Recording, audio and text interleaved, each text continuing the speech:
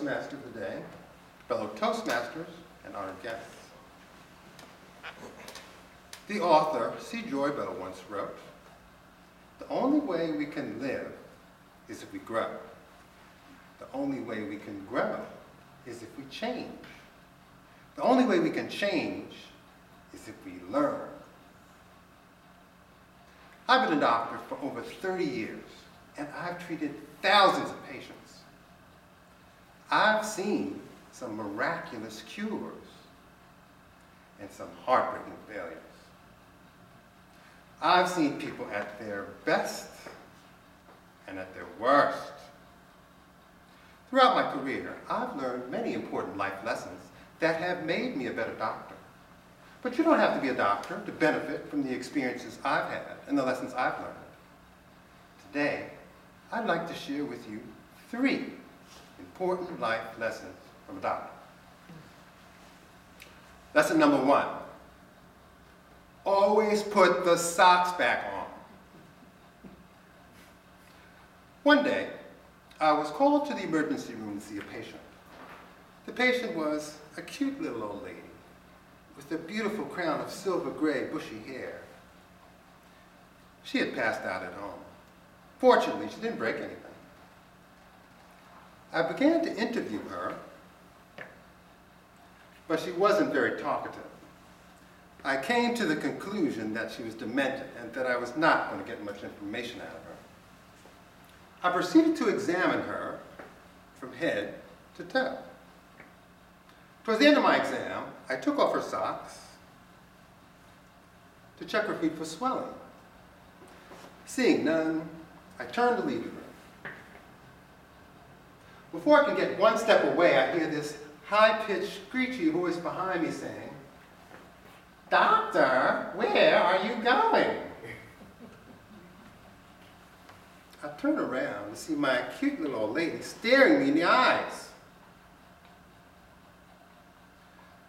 "Well," I said, "I finished your exam. Now I'm going to see another patient." "But doctor," she continued, "you took my socks off, but you didn't put them back on." I was stunned because I really didn't think she had a clue about what was going on. She then says, "You men, you're always taking things off, but you never put anything back on." Now, what lessons did I learn from this experience in counseling? First of all, I learned that you should always finish what you start. Always finish the job. Don't be sloppy, and don't try to cut corners. Secondly, I learned that you should never assume that someone doesn't see or understand what you're doing with them. When you assume, you make an ass of you and me. Don't be an ass, like I was. Always put the socks back on.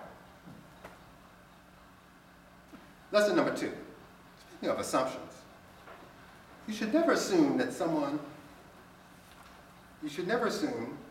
that the information that you're given or the results of a test are always correct. On a day about 20 years ago, I had my first personal experience with a serious illness. Up until that day, I had never been sick a day in my life. I was walking through the hospital when suddenly I felt extremely tired. I just assumed I hadn't gotten enough sleep the night before. As the week dragged on, I felt progressively fatigued. And then I started feeling this sharp pain in my chest. The pain would get worse whenever I took a deep breath.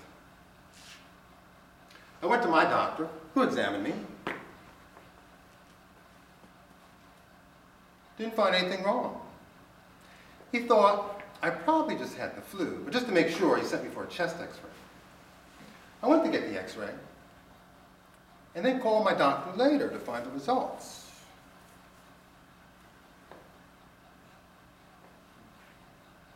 He tells me that the x-ray report says that my chest is completely normal. I was feeling so bad that I found it hard to believe that my x-ray was normal.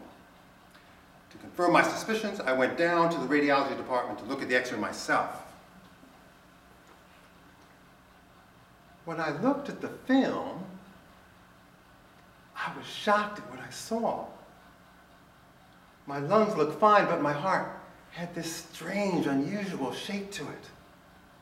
I rushed down to the heart lab to get a scan, an ultrasound scan of my heart.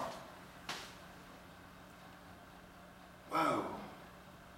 The scan showed that my heart was surrounded by fluid, enough fluid to fill a large bottle of Coca-Cola.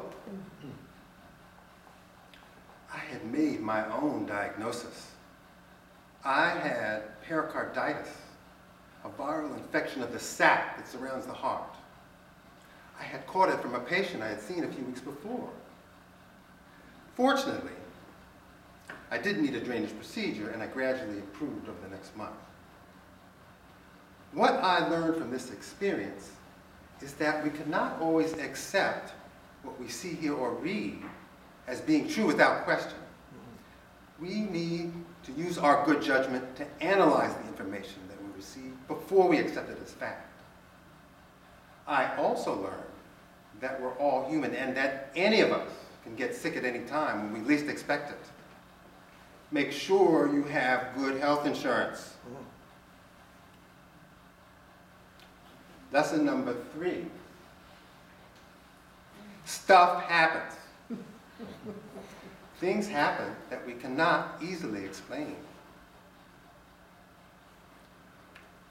What are the 2 words that every doctor dreads hearing over the hospital loudspeaker system? Chartreuse knows. Code blue, code blue, code blue emergency room.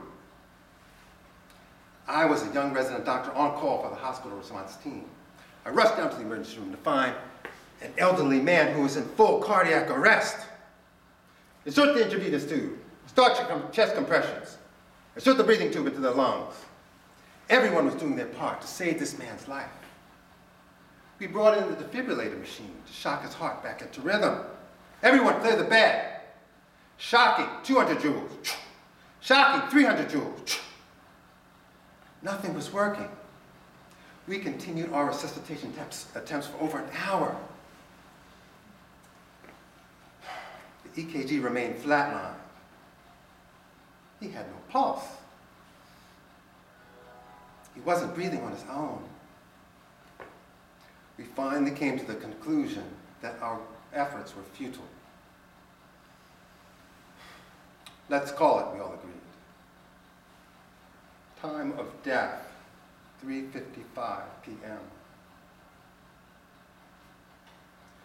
We left the room to speak to the family and to let the nurses prepare the body for the morgue.